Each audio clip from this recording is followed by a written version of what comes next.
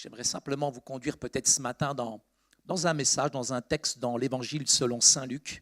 Et on peut faire cette lecture ensemble, l'Évangile selon saint Luc, à partir du verset 1er, où il est écrit, Luc chapitre 5, verset 1er. Un jour, Jésus se trouvait au bord du lac de Génazareth, et la foule se pressait autour de lui pour entendre la parole de Dieu. Il vit au bord du lac 2 barques. Les pêcheurs en étaient descendus pour laver leurs filets. Il monta dans l'une de ces barques qui appartenait à Simon. Il le pria de s'éloigner un peu du rivage. Puis il s'assit et de la barque, il enseignait la foule. Quand il eut fini de parler, il dit à Simon, « Avance là où l'eau est profonde et jetez vos filets pour pêcher. » Simon lui répondit, « Seigneur, tu n'as jamais vu les émissions du commandant Cousteau. » Simon lui répondit, « Maître, nous avons travaillé, peiné, travaillé toute la nuit sans attraper la sardine qu'a bouché le port de Marseille. Maître, nous avons travaillé toute la nuit sans rien prendre, mais sur mes capacités, sur mon charisme, sur mon expérience, sur ma renommée, sur mon nom qui est sur Internet. Maître, nous avons travaillé toute la nuit sans rien prendre, mais sur... je jeterai les filets. » Ils les jetèrent et prirent une si grande quantité d'Antillais, d'Africains, de Français, de Marocains, de Marocains. Ils jetèrent et prirent une si grande quantité d'âmes, de poissons, et leurs filets se déchiraient. Ils firent signe à leurs compagnons qui étaient dans l'autre barque de venir les aider. Ils vinrent et remplirent les 2 barques au point qu'elles enfonçaient.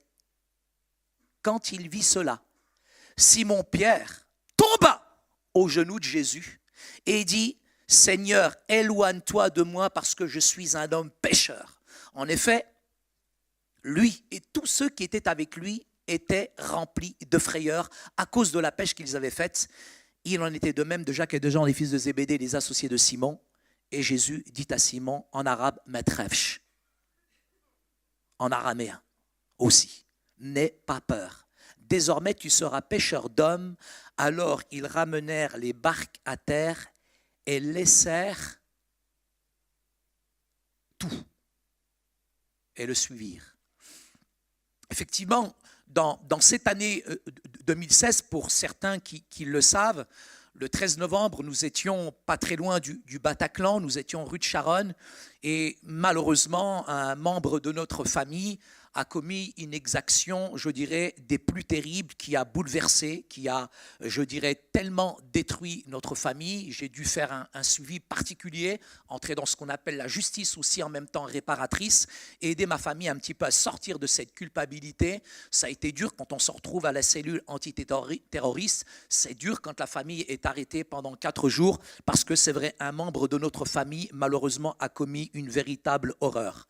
Effectivement, l'année 2016, on a été, je dirais, tous marqués par un événement particulier, c'est celui du terrorisme, mais c'est celui aussi de toutes ces vagues de migrants qui sont venus. Mais en même temps, dans ma vie personnelle, dans le ministère, j'avais pas toujours envie de chanter, j'avais pas toujours envie de prier, j'avais pas toujours envie, je dirais, même d'aller à l'église. Il y a parfois des périodes qui sont douloureuses, parfois des périodes qui sont difficiles. On jette nos filets, bien sûr, je dirais, dans ce monde musulman, on jette les filets à droite, on jette les filets à gauche, et parfois on attrape si peu finalement de poissons, si peu de résultats. Et c'est dans les moments-là finalement, dans les périodes de turbulence, dans les périodes finalement un petit peu difficiles, comme celle de l'année 2016, on se remet en question même dans notre ministère, et on se dit finalement, mais à quoi ça sert de servir le Seigneur? Et dans les moments-là, c'est là finalement où vous rencontrez ceux que vous n'avez pas envie de rencontrer, vous les rencontrez quand même, et qui vous disent, ces ministères de découragement, c'est vrai, arrête. C'est dans les moments-là, finalement, où le diable, ben Shaitan, Satanas, je dirais, va venir chuchoter, susurrer dans votre oreille et vous décourager. Faire tout en sorte pour que vous puissiez finalement arrêter. C'est incroyable, c'est incroyable. Cette année 2016, elle a été finalement, mais terrible, terrible. Et je me vois un petit peu comme Simon. Lorsque Jésus intervient, Il se trouve dans une situation d'échec. Simon, il est là, il a une responsabilité très importante. Non seulement Simon, il doit nourrir sa femme, ses enfants, mais il doit nourrir aussi tout le village. Et ça, c'est une responsabilité particulière. Simon, il est au bord du rivage, il est dans le défaitisme, il est complètement déprimé. Et là, il est au bord du rivage et tous les efforts précédents étaient stériles. Combien de temps nous avons œuvré, travaillé, jeté nos filets à droite, à gauche. Nous avons semé à l'air avec l'arbre. Nous avons prêché de dimanche en dimanche. Et parfois, dans ces moments où on s'est investi, c'est là où finalement, on se prend un coup de couteau dans le dos. Et c'est une véritable trahison. Et on se dit, mais Seigneur, à quoi ça sert? Tant d'efforts d'évangélisation, tant de distribution, tant d'investissement dans le ministère, tant de travail à s'occuper finalement des gens. Combien d'heures passées à pleurer pour l'Église. Et je vois finalement, dans cette année 2016, quand je fais le bilan, si peu de fruits, si peu de résultats. Et c'est vrai, c'est là où l'ennemi chuchote. C'est là où il sème le doute.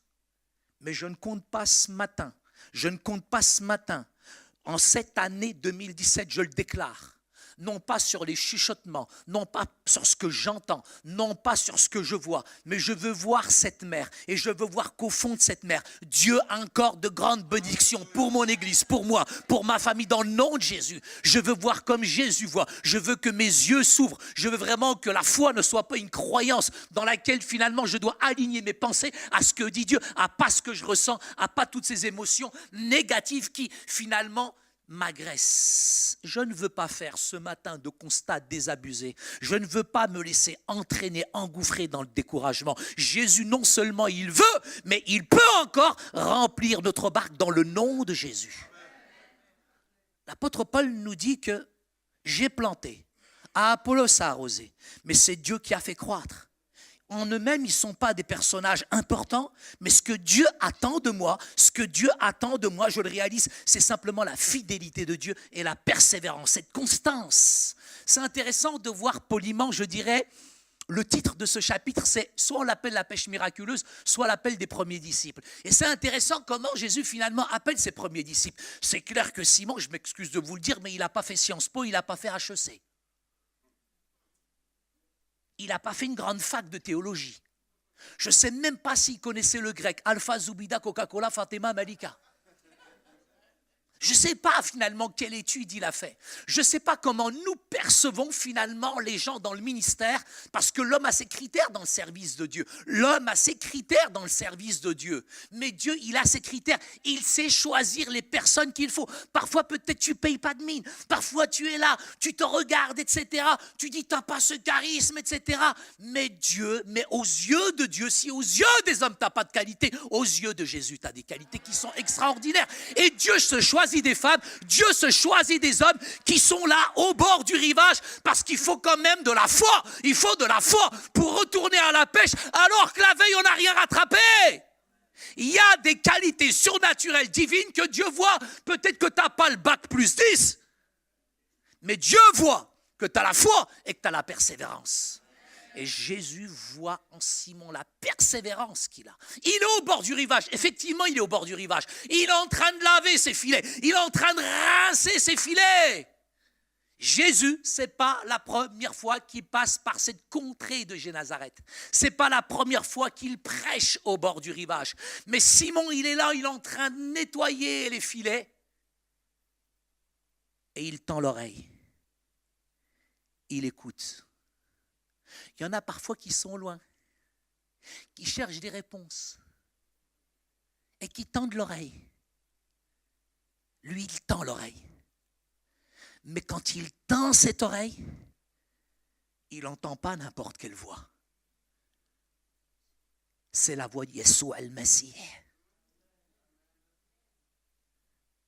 C'est celui qui est venu sur la terre d'Israël.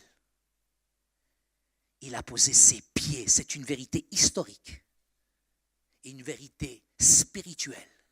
Même s'il y a 70 nations la semaine dernière qui viennent s'associer ici à Paris, rien ne pourra contre ce territoire et ce pays.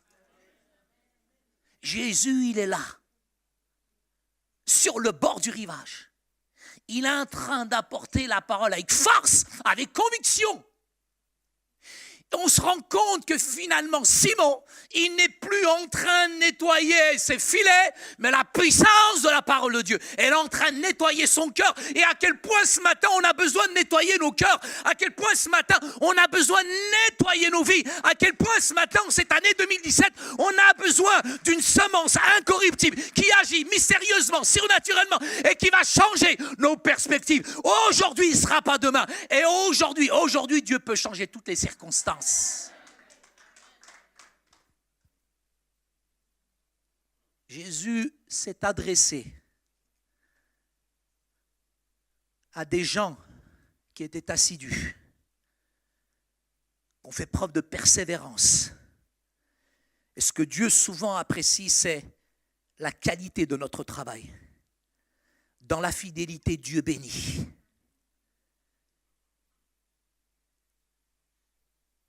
De dimanche en dimanche, faire la même chose. De dimanche en dimanche, prendre ses filets, les nettoyer, les mettre dans la barque, y retourner. Quelle foi, quelle persévérance, quelle habitude, mais quelle bonne habitude. Simon, il allait chercher des poissons qui étaient vivants et qui allaient finir dans mon ventre.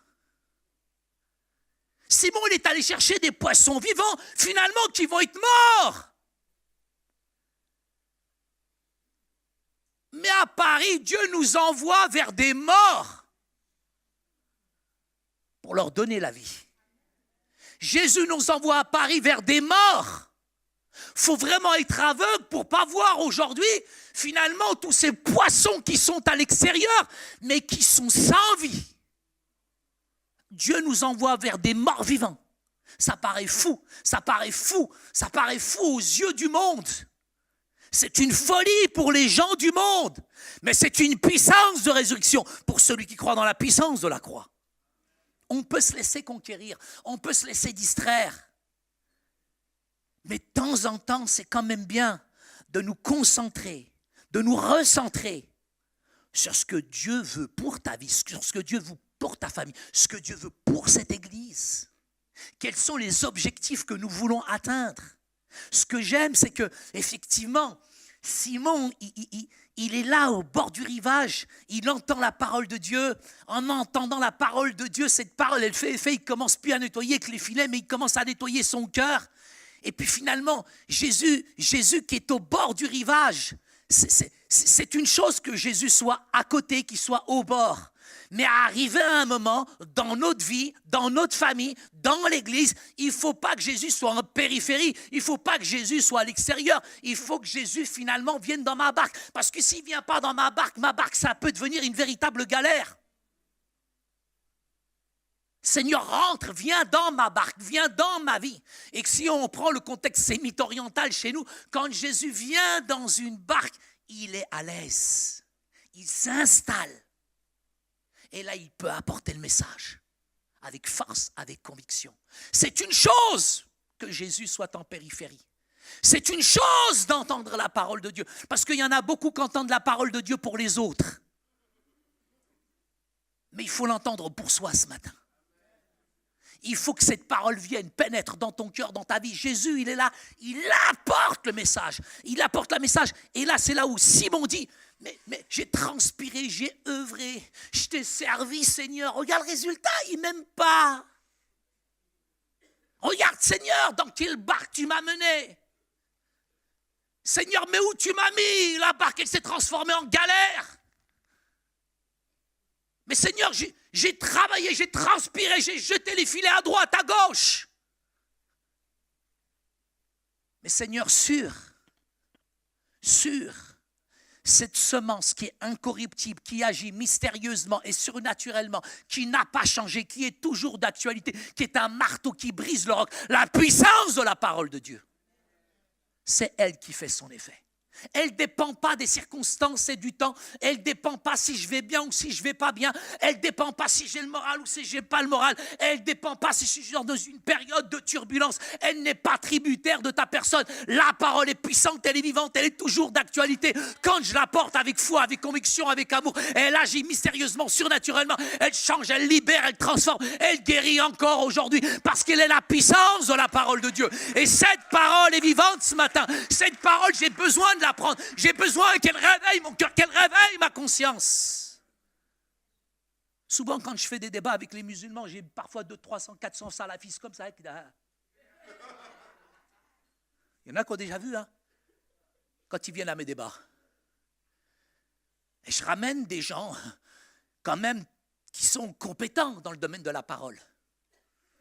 Parfois, il y a des chrétiens qui sont dans l'auditoire et qui ne comprennent pas. Parce que les musulmans, dans le sens de la rhétorique, ils sont très forts. On a l'impression qu'ils ont gagné. Mais je leur dis, frère, je ne suis pas là pour gagner un débat. Je suis là pour gagner le cœur. Et je n'ai pas confiance en moi. Je n'ai pas confiance en moi. Moi, j'ai confiance dans une seule chose. Je crois dans la puissance de la parole de Dieu. Je crois dans la puissance de la parole de Dieu. Au commencement était la parole. Et c'est cette parole qui est puissante. Quand tu la portes avec foi, avec force, avec... Une fois, j'étais à Montpellier dans un quartier chaud, la paillade. Oh, je rencontre un Français converti à l'islam. Il avait une barbe rousse, barbe rousse. Et vous savez, un Français converti à l'islam, c'est chaud, quoi. Dans un quartier chaud, c'est chaud. Tous les musulmans qui arrivent, Masha'Allah, ça va, Ibrahim, il s'appelait Stéphane. C'est la folie. Avant, nous, les rebeux, on s'appelait Momo. Et comme on était complexés, non, ici, tu m'appelles Max. Maintenant, c'est les Français qui prennent des prénoms de rebeux. Et puis, j'étais là avec lui, tranquille, je lui parle, etc. J'argumente, je lui sors mes cartouches, etc. Patata, j'argumente, etc. Arrivé un moment, j'avais tout puisé, toutes mes cartouches.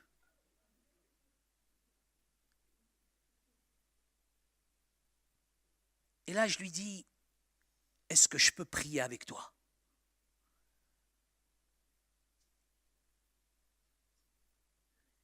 Sur le marché de la paillade, il y a l'évangélisation. Mais il serait peut-être temps qu'en 2017, on monte un étage. L'évangélisation dans une dimension prophétique, où Dieu me donne les paroles qu'il faut. Et je le scanne, je lui fais une échographie spirituelle. Le Seigneur me révèle sa vie. Et Barberousse, il a commencé à pleurer. Celui qui est en moi, celui qui vit en moi, celui qui est en moi ce matin, il faut que je me rende compte qu'il est plus grand, qu'il est plus fort. La parole de Dieu, la puissance de la parole de Dieu. Tout doit être centré sur la parole de Dieu. Le matin, c'est la chose la plus importante. Je ne comprends pas qu'aujourd'hui, certains messages, certaines prédications, certaines réunions, on n'annonce plus cette parole de Dieu. Quel est le premier objectif d'un pasteur? Je le dis et je le redis, je le dis et je le redis. Le premier objectif d'un pasteur, c'est de préparer l'Église au retour de Jésus. Nous avons besoin d'une Église sainte, sans tache. Nous avons besoin de nous concentrer, nous centrer sur ce que Dieu veut. Jésus est un prédicateur de la parole de Dieu. Ils étaient frappés par la doctrine de Jésus. Des gens humbles, simples, savaient faire la différence. Nous voulons compter, pas sur notre autosuffisance, mais je veux compter encore ce matin sur la puissance du message, sur ce surnaturel, sur la parole de Dieu qui est puissante quand je la délivre véritablement avec amour, avec force, avec efficacité. Elle est puissante et je vous le dis ce matin, elle n'est pas tributaire si je vais bien ou si je ne vais pas bien. Parce que moi, physiquement, je ne vais pas bien. Je me suis fait opérer il y a 1 mois du rein. Je ne sais pas si vous connaissez, franchement, mais le rein, c'est la folie. Ils m'ont donné de la morphine, j'avais une onction spéciale. Je ne connaissais pas la morphine, mais je leur ai réclamé tous les heures aux infirmières. C'est la première fois que je me faisais opérer, j'étais à la Pitié-Salpêtrière. Je me souviendrai tout, jour, j'arrive. Oh, ça fait flipper quand la première fois que tu vas à l'hôpital. Même tu peux être pasteur, tu peux prêcher, tu peux casser des micros, tu arrives à l'hôpital. J'étais en haut, ils m'ont ramené dans la boucherie halal au sous-sol. puis il y a plusieurs trucs. Arrive un moment, ils vous mettent les trucs, etc. Et je vois tous les médecins autour de moi. Les médecins, ils ont crié Allahu Akbar, après ils m'ont découpé. Non, mais parce qu'il y a comme un effet de BFM TV Allahu Akbar en ce moment. Vous avez remarqué la peur, la crainte qu'il y a en ce moment en France? Mais c'est vrai, on se croirait sur l'année 2016, on aurait dit un tatami la France. Calme-toi doucement, wesh. Faut se calmer un peu. J'ai pris l'avion la dernière fois, André, pour aller à Lourdes. Paris-Lourdes en avion. Arrive à un moment, ma vessie, elle est pleine. Donc je me lève brusquement pour aller aux toilettes. Quand je me suis levé, tout l'avion... Mais tout l'avion, il suffisait que je crie Allahu Akbar, ils auraient dit Yallah, on se barre. Et il faut qu'on se calme un petit peu là. Il faut se calmer un petit peu. Je ne sais pas toujours comment me comporter face à certaines personnes. Je ne sais pas comment intervenir parfois dans certains quartiers. Je ne sais même pas parfois comment m'adresser à certains parlementaires. Je ne sais pas comment faire face à certaines situations qui sont délicates, qui sont difficiles. Mais je veux compter sur la puissance de la parole de Dieu ce matin. Parce que je peux apporter un message religieux. On peut même dire des choses juste à propos de la parole de Dieu. Mais si cette parole ce matin n'est pas accompagnée d'une foi véritable, la proclamation de la parole de Dieu, frères et sœurs, elle engendre la foi. Si nous proclamons ce matin autre chose, mais pas la foi, c'est superficiel, c'est une croyance. Mais si je suis fidèle à la parole de Dieu, nous avons vraiment besoin, particulièrement dans cette année 2017, parce que je vous le dis, ce n'est pas Poutine, il ne va pas se déguiser en Staline. N'ayez pas peur de Trump. On ne s'est pas trompé, c'est lui qui dirige tout là-haut.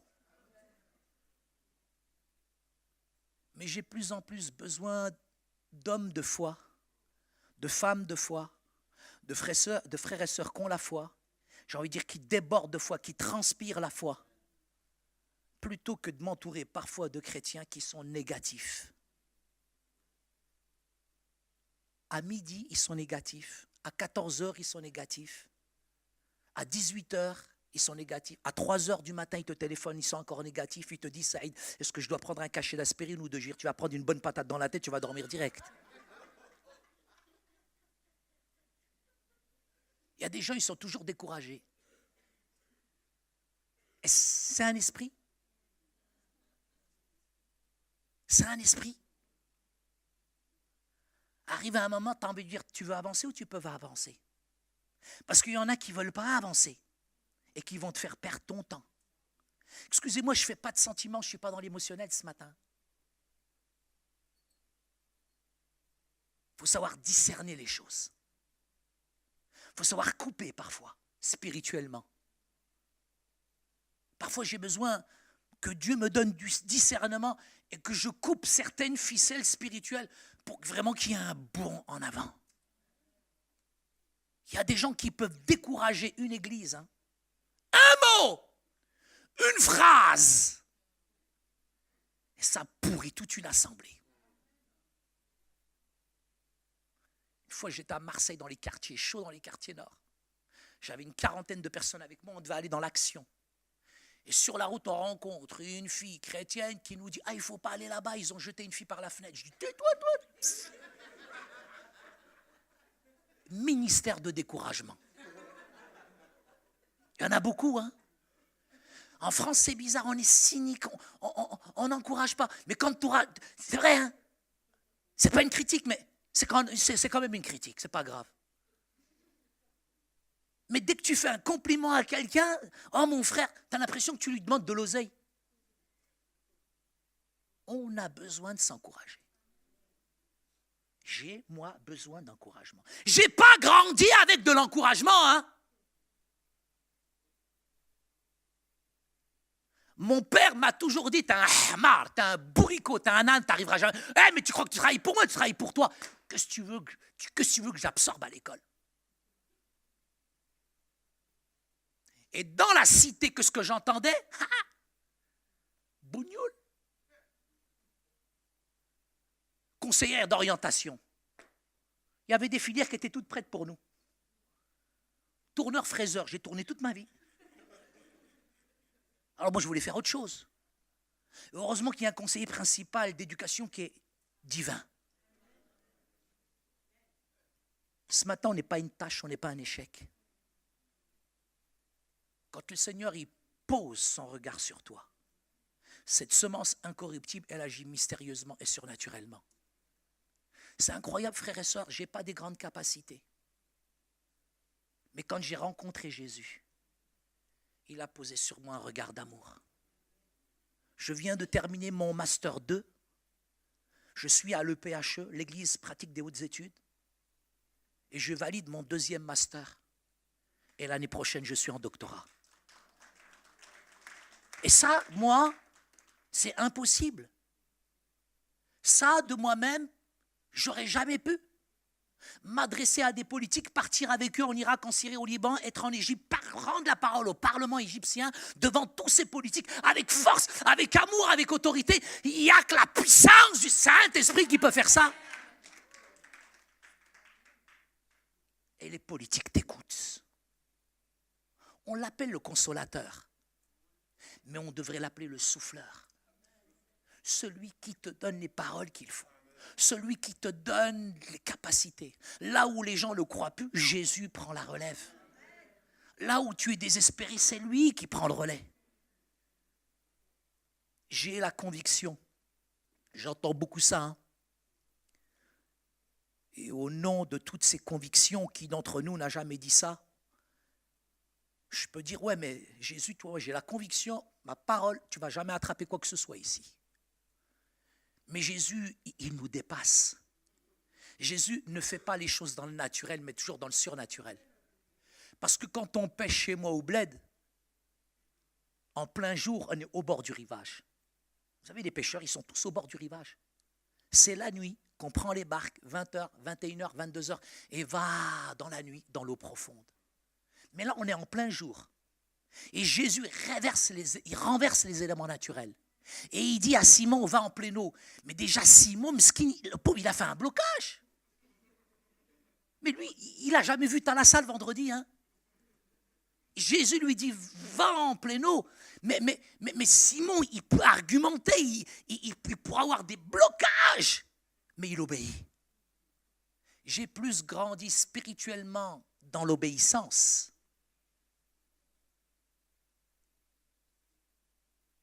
que quand mon nom était sur Internet.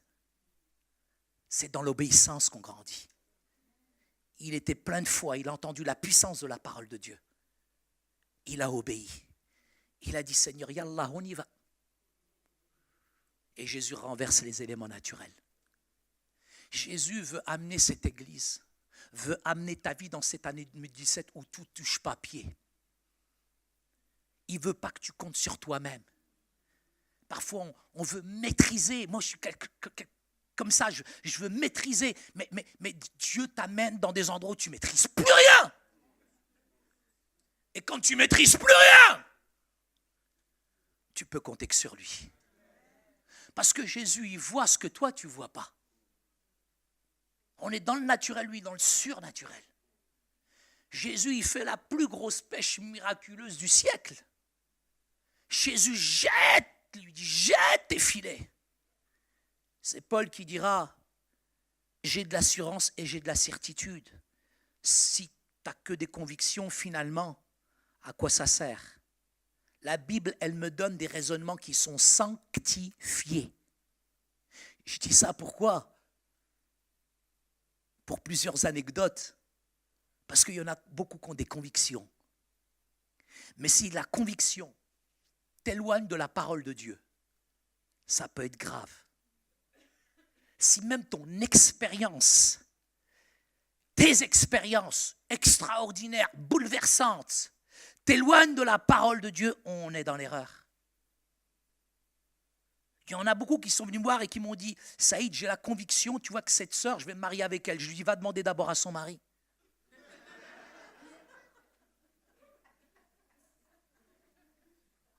En plus, c'est un rebeu, frère, il va te mettre une tête comme ça. Mais il y a des gens qu'on ne peut pas raisonner à cause de leur conviction. Et quel dégât ça fait. On peut être séduit, convaincu par nos convictions. Mais la conviction, elle est subjective. Si elle n'est pas en conformité, avec ce livre saint. Mes expériences les plus bouleversantes que j'ai faites, et je peux les étaler, elles ne sont indispensables. Elles ne sont pas indispensables. Ce que Dieu confirme, c'est toujours la parole. Si l'expérience m'éloigne de la parole, je fais fausse route. L'expérience ne doit pas devenir la règle infaillible, je dirais, d'une conduite. Quand je regarde, c'est très intéressant. Jésus arrive à un moment, il rencontre un grand docteur de la loi. Ce grand docteur de la loi se lève, parce qu'il a quand même fait Nogent-sur-Marne, il a fait la fac de Vaud, il a fait Aix-en-Provence, il a fait Strasbourg. Il se lève et il va poser à Jésus, mais que dois-je faire pour hériter la vie éternelle ? C'est intéressant parce que Jésus ne fait pas étalage de son expérience. Il ne dit pas, mais regarde, moi la semaine dernière, j'ai rempli quand même le Stade de France. Moi, ce n'est pas une ville que je bouge, c'est le monde entier. Jésus ne fait pas étalage, je dirais, des pains et des poissons qu'il a multipliés. C'est quand même intéressant. Jésus nous renvoie à ce qui fait quoi ? Office d'autorité. Jésus nous dit, regarde ce qui est écrit dans les Écritures. Jésus nous renvoie à la puissance de la parole de Dieu. Jésus, il nous renvoie à ce qui fait office d'autorité. Il y a des gens, malheureusement, qu'on ne peut pas raisonner. Mais Jésus dira à Simon, jette tes filets. Et Simon, humblement dira, Seigneur, sur ta parole, je vais jeter les filets. J'aime ce principe. L'obéissance, la foi et l'obéissance est importante. Mais en même temps, on voit des gens qui étaient disponibles. Et il faut être, je dirais, disponible. Il ne suffit pas de planifier certaines choses, etc. Mais parfois, nous manquons de disponibilité. Et nous avons besoin, frères et sœurs, en cette année 2017, de demander à Dieu, Seigneur, mon Dieu, je suis là en cette année 2017. Tu n'as eu qu'un fils, tu l'as donné. J'ai qu'une vie. Seigneur, comment tu veux que je te serve dans cette année 2017 ? Quand je regarde l'année 2016, j'ai œuvré, j'ai travaillé, j'ai transpiré. Mais le bilan que je fais, je dis toujours, Seigneur, j'ai perdu quand même beaucoup de temps dans des querelles intestines, dans des prises de tête avec des frères et sœurs, dans des querelles de ministère. J'ai gâché plus de temps, je dirais, à me concentrer sur des choses qui n'en valaient pas la peine. Mais c'est moi, je suis pécheur, c'est dans ma nature, c'est à l'intérieur de moi. Il y en a, j'ai envie de les charcuter presque. Un arabe reste un arabe, vous croyez que quoi ?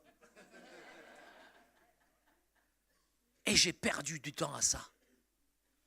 Et cette année 2017, j'ai dit, Seigneur, donne-moi, Seigneur, de ne pas perdre mon temps.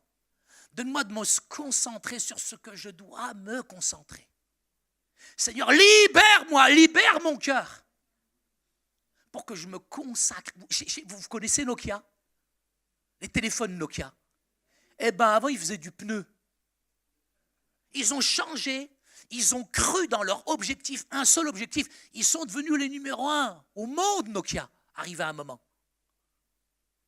On a tellement besoin de nous concentrer sur un objectif et pas nous détourner de cet objectif. Ce que j'aime chez Simon, c'est qu'il était obéissant, il était disponible, il était prêt. Et là, il a jeté les filets. Et j'ai envie de vous dire, frères et sœurs,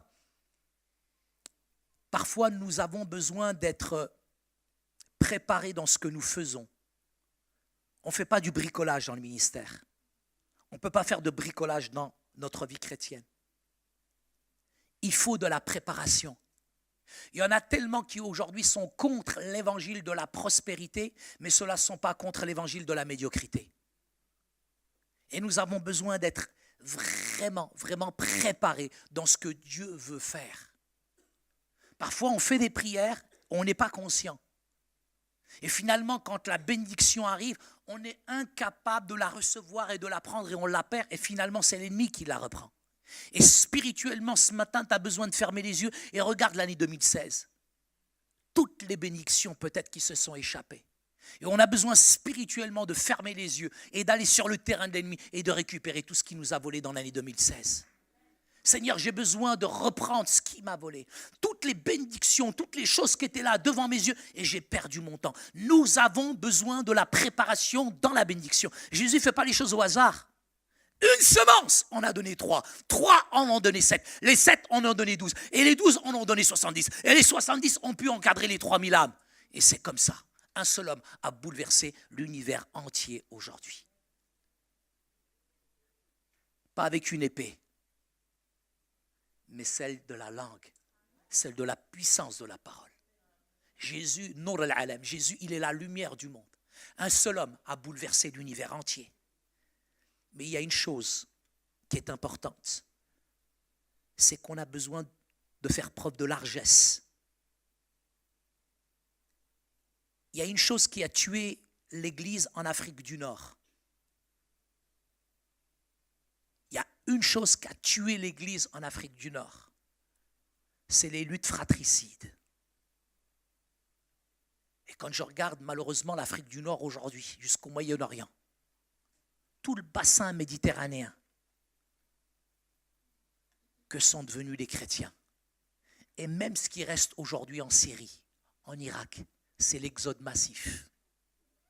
Sur les 2 millions en Irak, sur le 1,5 million en Syrie, qu'est-ce qui reste? Ce que j'aime, c'est que la bénédiction, frères et sœurs, elle n'a pas enflé Pierre.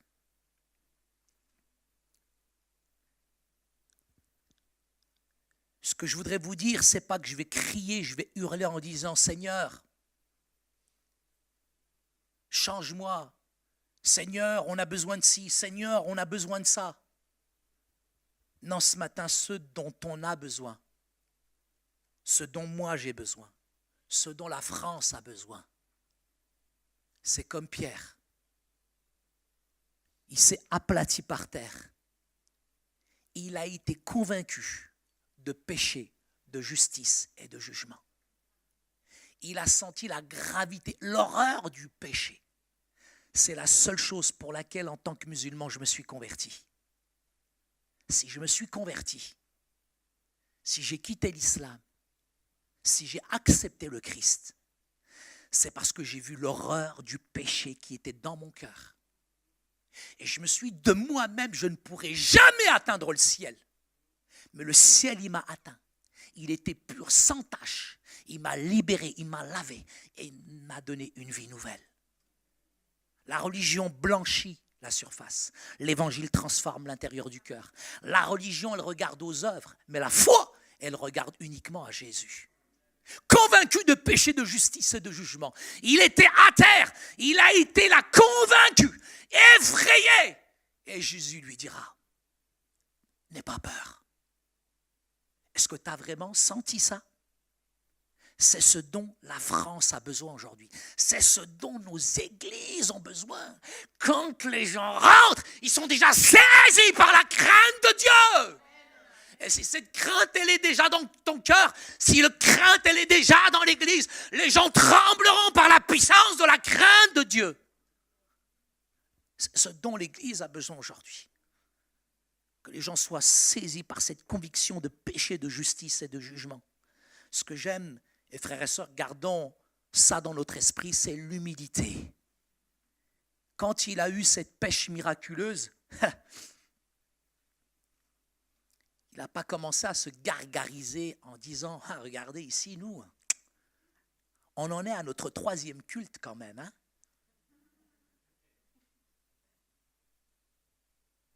Le chiffre. L'église, ce n'est pas une entreprise de Coca-Cola.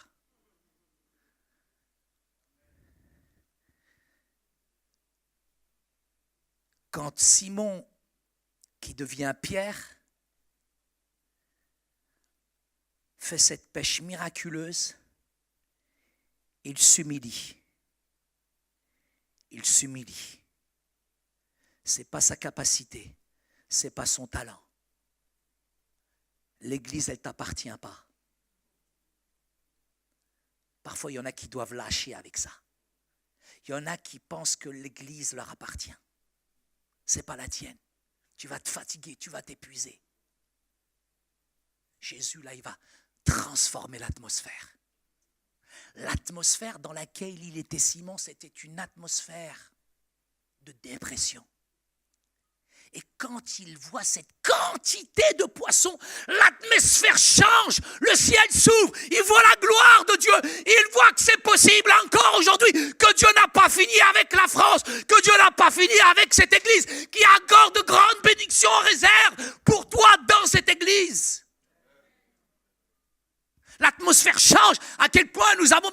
Parfois vous êtes dans l'église, vous êtes en train de prêcher, il n'y a qu'une personne, tu sens l'atmosphère.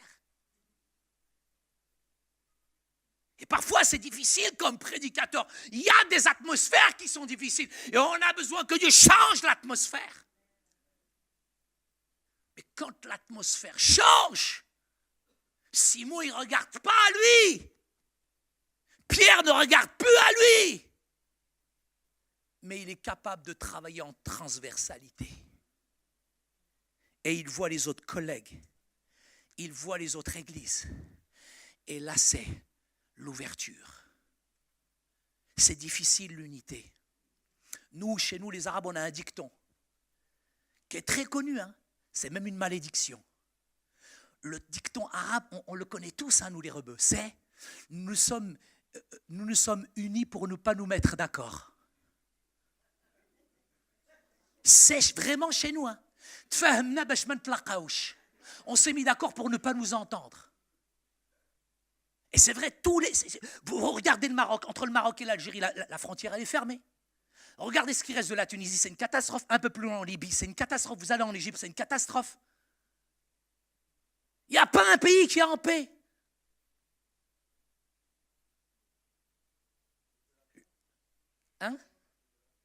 Ouais, en partie. Et tu as entièrement raison, Raphaël. Merci, au moins t'es un vrai, toi. Parce qu'il y en a qui ne disent pas ces vérités-là. Parce qu'on pense que la Syrie, dans le contexte géopolitique, si on apprend certaines choses, mais c'est luciférien. Ça nous dépasse. Si je vous dis certaines choses, vous n'allez même pas me croire. Mais l'unité ne se fabrique pas. L'unité dans son église, elle se chérit. Jésus veut qu'on soit un comme il est uni au Père. Il y a cette dimension d'amour dans la triunité.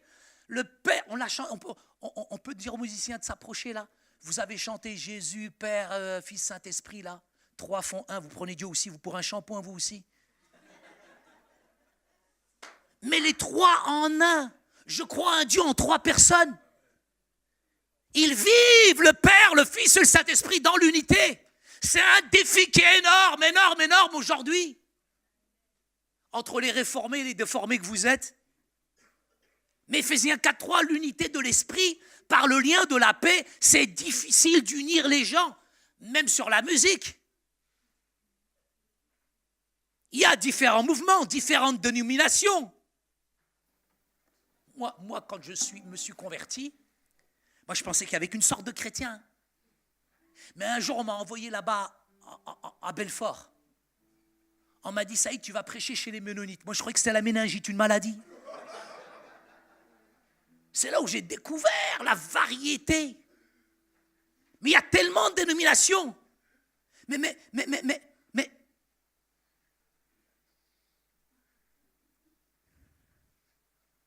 On voit les défauts. On regarde toujours au désordre.